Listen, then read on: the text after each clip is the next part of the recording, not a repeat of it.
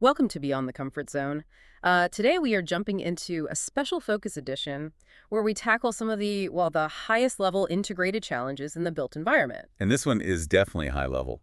We're opening up a strategic brief from the Design and Build School of KING-KAMBUF. Yeah, this is basically a capstone requirement from their integrated master's to PhD program. Exactly. It's an intense mix. You've got architecture, civil engineering, urban planning. Public administration and construction management all rolled into one. It's the whole package. And specifically, we're looking at the DBSK daily lecture and assignment for Friday, December 12, 2025. Right. The topic is the digitally governed resilience corridor integrating policy, seismic design, and automated compliance. It's a mouthful. It really is. Yeah. But it represents, I think, the pinnacle of the synthesis they're trying to teach. Right. This is that point in the curriculum where you have to stop being just a specialist, just an architect or just a policy wonk. And you have to evolve into what the program calls the Master Architect Builder Statesman. Okay, that is a loaded title. Let's unpack that. Because when we look at these sources, the lectures, the models, the checklists, it's clear this isn't just about building a street. No, not at all. The mission here is to build a public delivery system that's so robust and so well-governed that it can withstand three very specific threats. Yeah, they have a great phrase for it. They do. They call them earthquakes, elections, and audits. That phrase is just the perfect framing device. I mean, it really encapsulates the entire challenge. It really does. Because it forces you to think about institutional confidence. An earthquake tests the physical thing, the structure. Right, the physics. An election tests the policy, the political will, the financial framework. And the audit. The audit tests your homework. It tests the transparency, the compliance, the documentation. If you fail any one of those three, the entire investment is compromised. $100 million investment, maybe more.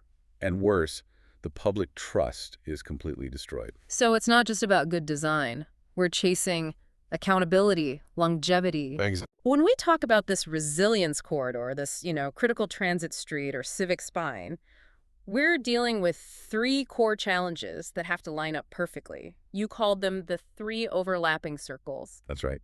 The first circle is policy. That's the community's intent, the mandates for equity, for climate, for public space. Okay. The second is seismic logic. That's just the immutable physics of survival. Can it stand up? And the third one is the modern twist. It is. It's the digital verification circle.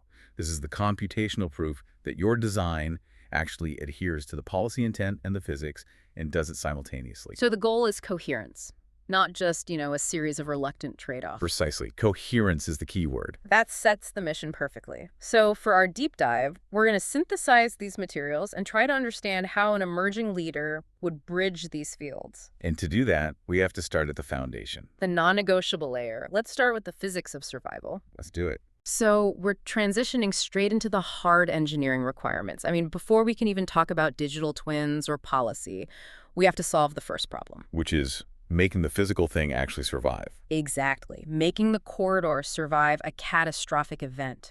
And the sources are really clear on this.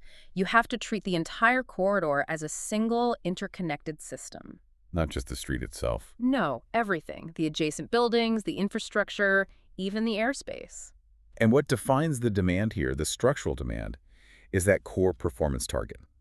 A resilience corridor is, by definition, an emergency lifeline route. And that classification carries a very specific, non-negotiable metric with it. It does. The route and everything associated with it has to remain substantially operational for at least 72 hours post-event. 72 hours.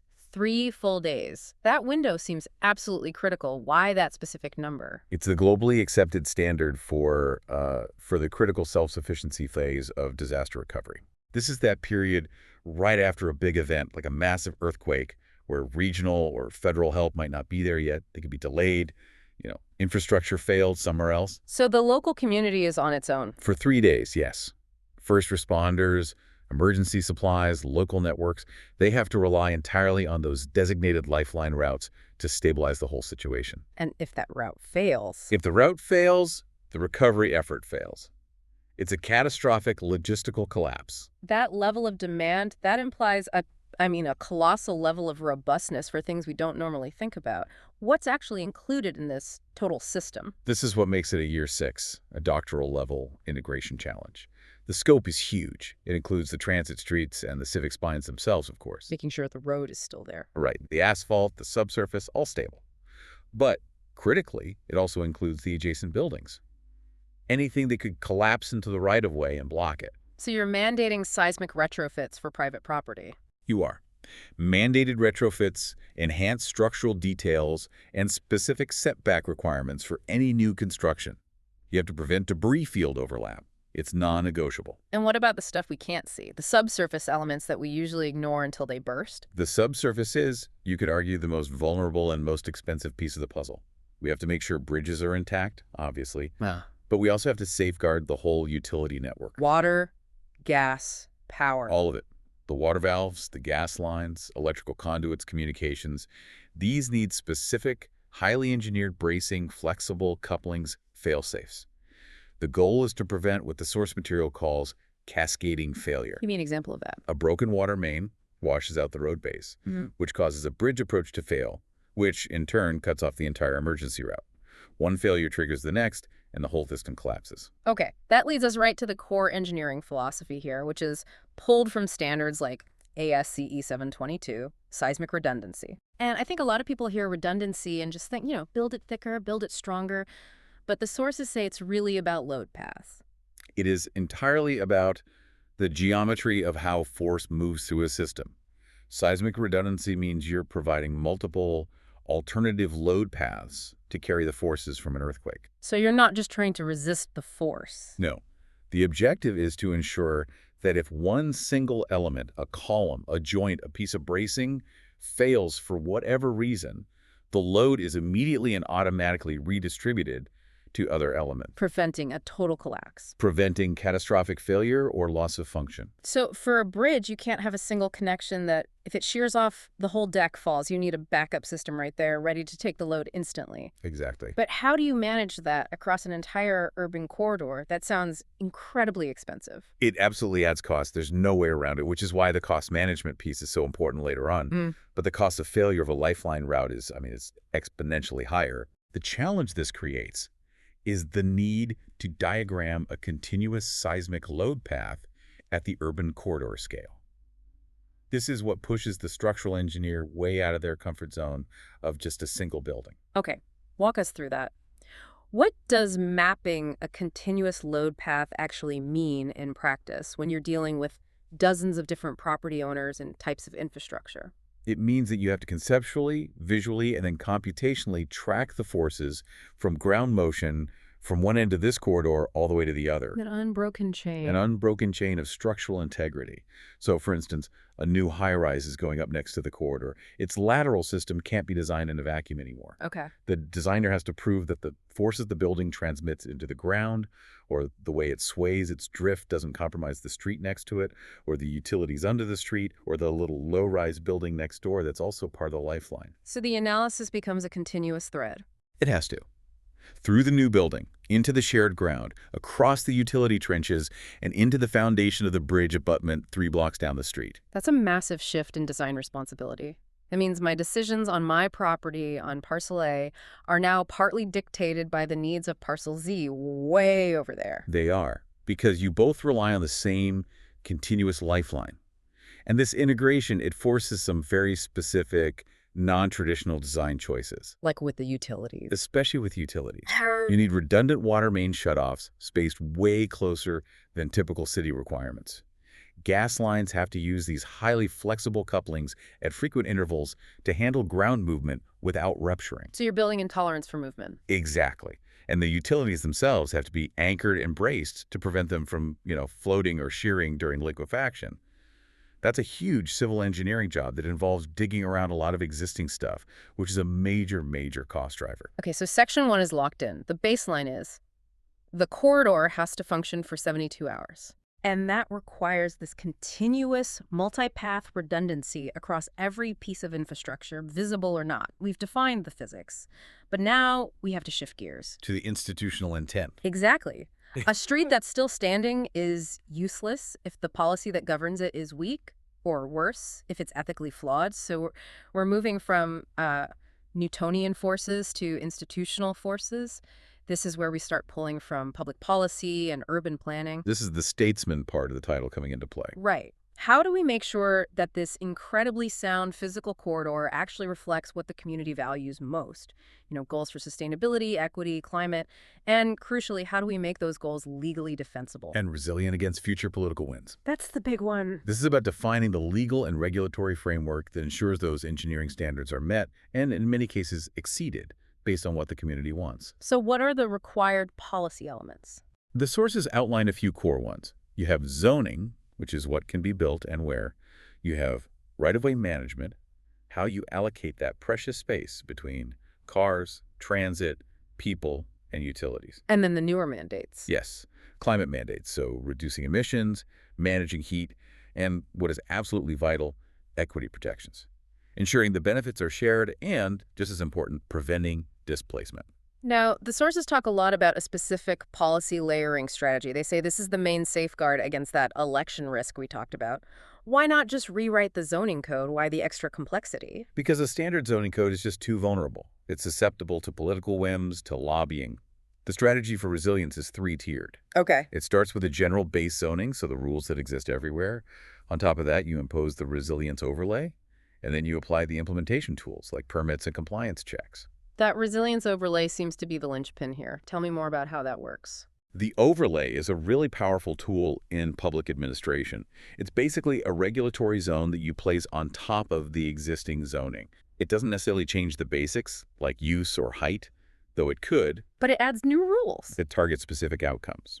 It says that within this corridor, and only within this corridor, these extra rules for seismic safety or low carbon mobility or pedestrian access now apply.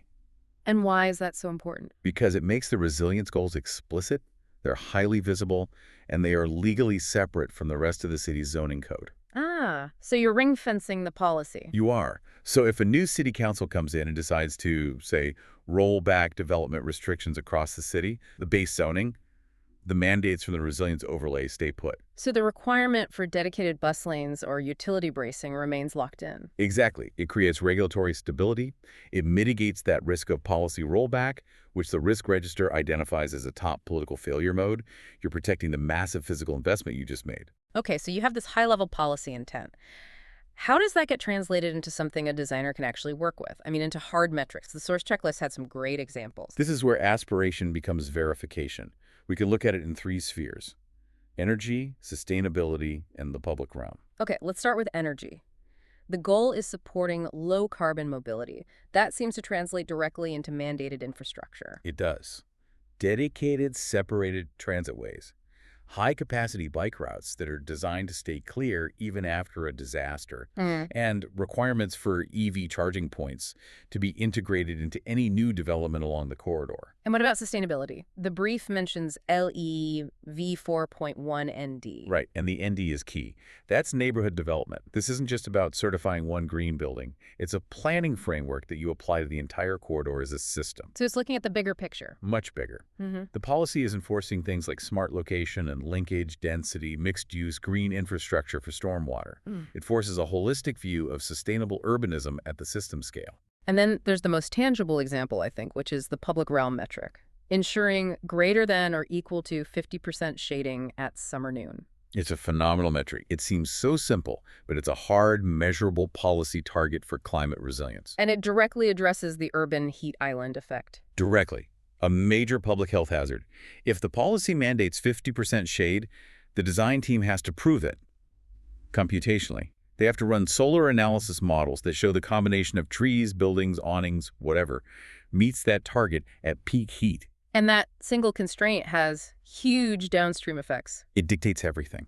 Tree species selection, the soil volume you need for healthy roots where you have to place street furniture. It transforms a climate goal into a non-negotiable design constraint that helps people survive day to day. And you have to integrate other standards too, right? Like the NACTO Urban Street Design Guide. Absolutely. NACTO provides the functional geometry, gives you the minimums for turn radii, lane widths, intersection design, all the things that allow emergency vehicles and buses to move efficiently. And I guess a street that works well every day is also the most resilient one in an emergency. That's the principle. The policy overlay has to enforce NACTO standards to make the resilience mandate operational. Okay, so Section 2 is all about embedding that institutional intent into the physical design and protecting those values. But how do we actually know? How do we prove objectively that a design meets all of these incredibly demanding layered rules? Well, that is the job of the computational spine. All right, so we've got the physics for survival and the policy for intent. Now we bring in the mechanism that holds everyone accountable: the designer, the builder, the statesman. The computational engine, the digital compliance spine. And this is really the core of that digital verification piece required in any modern complex project. It absolutely represents the current frontier. The way it works is the digital compliance spine takes the project's geometry, the 3D model from Revit or Grasshopper or whatever tool you're using, and it runs it through a very sophisticated rule engine. And that rule engine is basically a database of all the rules we've been talking about. It's a computational repository of everything. The ASCE E7 seismic limits, the 50% shade mandate, every single ADA standard, it's all in there. And the output isn't just a simple pass-fail report. It generates a risk heat map. Why is it so much better than a normal code check? Because a traditional check is binary. You pass or you fail. A risk heat map is a continuous assessment. It's dynamic. It visually overlays the compliance status right onto the 3D model. So you can see the problem areas. Instantly. It uses color coding. A ramp might be green, totally compliant. The landing at the top might be orange, meaning it's borderline on its slope ratio. And a bench placed too close to a fire hydrant is going to be deep red, a critical failure. So it allows the designer to iterate and fix problems on the fly. And to focus their expensive time and resources on the highest risks first. It quantifies accountability in a visual way. Let's get into some of the specific parametric checks the source material requires, because they're great examples of how this bridges, say, federal civil rights law with local street geometry. Let's start with ADA. Right. The compliance spine treats the Americans with Disabilities Act. The ADA 2010 is what it is. Federal civil rights law. It is not optional design guidance. It's not a nice to have. It's a must-have. And the parametric check is relentless in verifying two non-negotiable things along the entire corridor. First is continuous routes. Any break in that accessible path. Like a misplaced tree grate or a utility box. Exactly. Or a sudden change in surface material that could impair a wheelchair. Any break is flagged immediately. And the second part is the correct slope ratios. And this is where it gets technically demanding. The rule engine has to verify that every single ramp, curb cut, and cross slope complies with the code, because that's what ensures the lifeline is actually functional for everyone, even after a disaster. If your model shows a 1.11 slope, where 1.12 is the max, that zone lights up bright red on the heat map. Failure to provide that accessibility isn't just a legal problem in this context. It's an ethical and functional failure. You've excluded vulnerable residents from the very lifeline that's meant to save them. Okay, next check. The egress width proxy. This is interesting because it's checking capacity, not just simple geometry. Exactly. It's referencing standards from the IBC and principles from people like Chang and Mulville to assess the corridor's ability to move people during an evacuation. So how does it do that? The model calculates the population density of the surrounding area, and from that, it mandates a required evacuation flow rate. Then the rule engine analyzes the effective width of the public space. Effective width. Right, the width after you subtract all the obstacles. Street furniture, planters, tree pits, and even potential debris zones that your own design might create. It's asking, is this street actually wide enough to get everyone out and get first responders in? Simple geometric checks like setbacks are also in there. That seems straightforward, but why is it so important in a seismic context? Setbacks are your spatial resilience buffers. First, they ensure seismic separation, which prevents adjacent buildings from banging into each other during a quake. That's called pounding. Second, they define the public space you need to meet all those other mandates, like the 50% shade rule. The spine just verifies that the building mass respects those required boundaries. It links regulation to physical distance. And finally, there's the big structural link: seismic drift proxies. This is where you're computationally predicting how the buildings around the corridor will behave. This is a critical preventative measure. A building doesn't have to fall down to destroy the lifeline. If a tall building sways too much, if it drifts, during an earthquake, its facade can fail. Glass panels, precast concrete, all that can fall into the street and block it. So the proxy checks for that. The proxy uses the model to check if the building's expected lateral movement falls within safe limits. And those limits are set not just to protect the building, but to protect the public right of way from falling debris. If the model predicts too much sway, the spine flags it and the engineers have to stiffen the design. And this brings us to a really important ethical point in this section. The power of this engine is immense, but the sources hammer home the danger of the digital false result. This is absolutely non-negotiable. It's a professional and ethical requirement. The technology is an assistant. It is not a replacement for professional judgment. So what's the risk? The risk is that the system reports 100% compliance, but it missed a critical input. Maybe the soil type was misclassified in the model, or there's a unique local ordinance the rule engine wasn't programmed for. Blind acceptance is failure. Blind acceptance means the professional has abdicated their responsibility. The sources are crystal clear. Relying solely on the automated output is an ethical failure that can lead to catastrophic physical and legal consequences. The human expert has to be the final validator, every time. The accountability rests with the leader. Okay, so we have the framework now. Physics, policy, and digital proof. Let's move to how you actually build this thing, the budget, the timeline, and the risks. All right, now we get to the practical side of things, the construction management, the advanced studio work. How do we take this incredibly complex, integrated concept and turn it into a built reality that can survive not just an earthquake, but also an audit? You need a very disciplined, interlocking design-to-delivery strategy. And the timeline in the source material really emphasizes putting governance and compliance way up front. It's not an afterthought. It's the first thought. First, policy adoption has to be complete. That resilience overlay has to be law. Then you get concept approval, and that's immediately followed by a crucial milestone, the digital compliance model complete phase. So the proof has to be done before you even get to detailed design. Only when that digital proof is validated and signed off can you proceed to the standard benchmarks like 60% design, getting permits, phase construction, and then finally post-occupancy verification. Because the job isn't done when you cut the ribbon. Resilience has to be tracked for the life of the project. So the big implication here is that nobody pours any concrete until the digital model has proven that the geometry meets the 72-hour survival mandate and the 50% shade mandate. Exactly. The compliance model becomes an official pre-permit requirement. The old way was to do compliance review late in the game. This model demands it as an early design deliverable. And I imagine that rigor is reflected in the money. Looking at the top 10 cost line items for a project like this, it's clear where the real investment is. The costs are heavily skewed toward mitigating physical risks in the existing infrastructure. Items 1 and 2 jump right out. Structural retrofits for adjacent buildings and utility bracing and valve redundancy. They often dominate the capital expenditure, the CapEx. That's the cost of upgrading from the status quo to that 72-hour lifeline standard. I mean, retrofitting dozens of old commercial facades or installing seismic anchors on huge water mains under a busy street. That's complex, deep, and expensive work. It's rarely cheap. And the cost of all that subsurface work is tied to a lot of unknowns, which I'm guessing is why the contingency is so high on this list. Precisely. Item 10 is contingency at 15 to 20%. In normal construction, you might see 5 or 10%. They're not here. This high number reflects the extreme complexity. You're stitching together old and new utilities, you're dealing with whatever soil conditions you find when you start digging, and you're managing a dozen different agencies. You have to budget for the unknown because the unknown is basically guaranteed. I also see a big allocation for digital modeling and analysis as item 4. That's a direct cost of creating and maintaining that digital compliance spine. It is, and it's a necessary cost. Yeah. You can't prove coherence without sophisticated computational tools and the specialized staff to run them. And it's not just a one-time cost either. Right. Resilience isn't just CapEx. Right. There's OpEx, the operational costs. Monitoring systems, compliance updates, those are ongoing expenses. The digital spine evolves into an operational dashboard after construction, constantly monitoring sensors in the infrastructure to track its health. So this is an expensive, intense project. How do you pay for it? The source brings up something called the value capture note. And this is where the Statesman has to integrate finance. The value capture note works on a simple principle.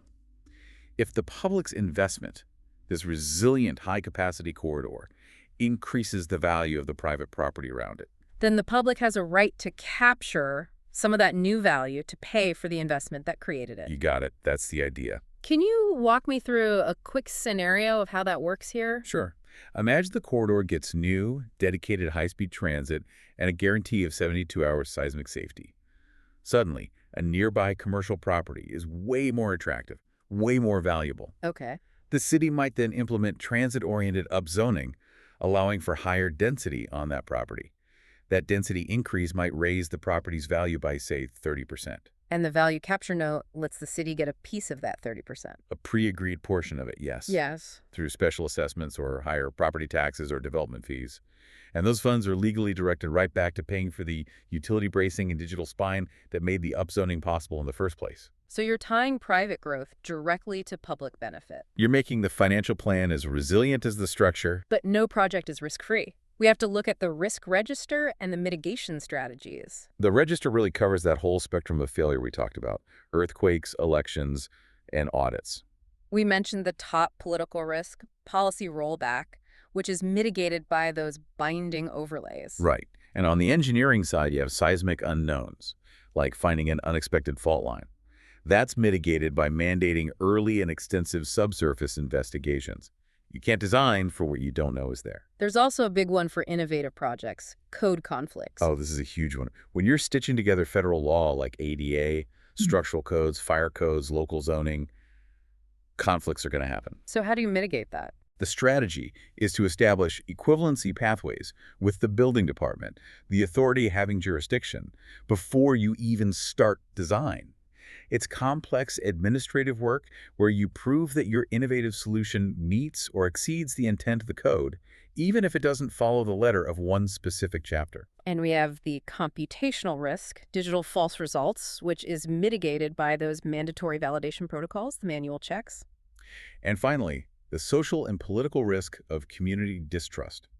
A project this big is going to face opposition. The mitigation strategy is transparent dashboards. So you use the digital model as a communication tool. You use it to show the community, in real time, how the design is meeting the safety and equity and climate goals they asked for. You build trust through verifiable proof. And that brings us to the ethical core of this entire assignment, the leadership challenge. Because the ultimate failure modes, they're rarely just structural, are they? Almost never. They're failures of ethics, of politics, budget, and maybe most of all, of trust.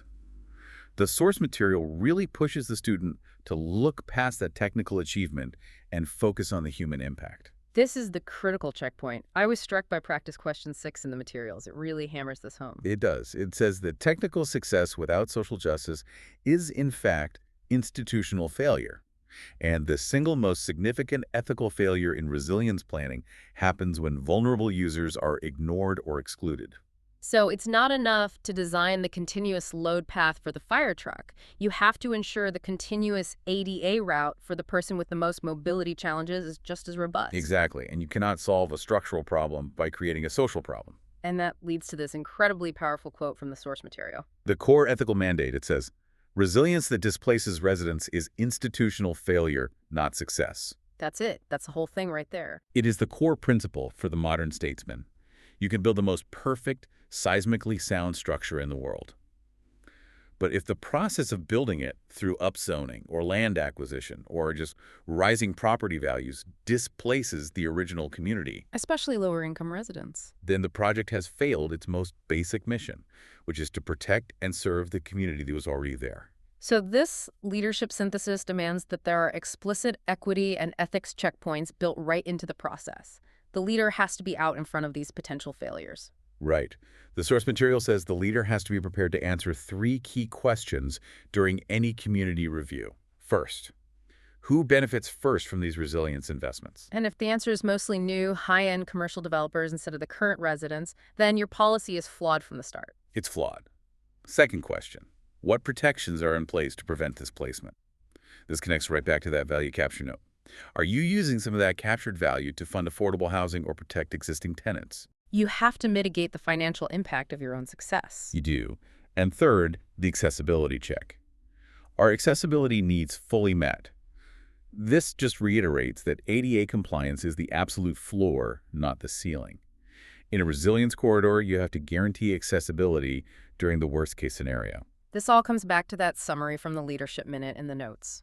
The public doesn't experience this project as codes or digital models. They experience it as trust. And the leader's job is to achieve coherence, to hold the policy, the physics, and the proof all together under pressure, not just balancing them. Remind us of that critical difference one last time. Balance suggests a trade-off. You might sacrifice a few shade trees to get a wider emergency lane, Or you might compromise a little seismic stiffness to meet a tight budget. But coherence. Coherence demands that your design solution has to satisfy all three domains at the same time. The building must stand. That's physics. It must serve the community ethically. That's policy. And its compliance must be transparently proven. That's the digital proof.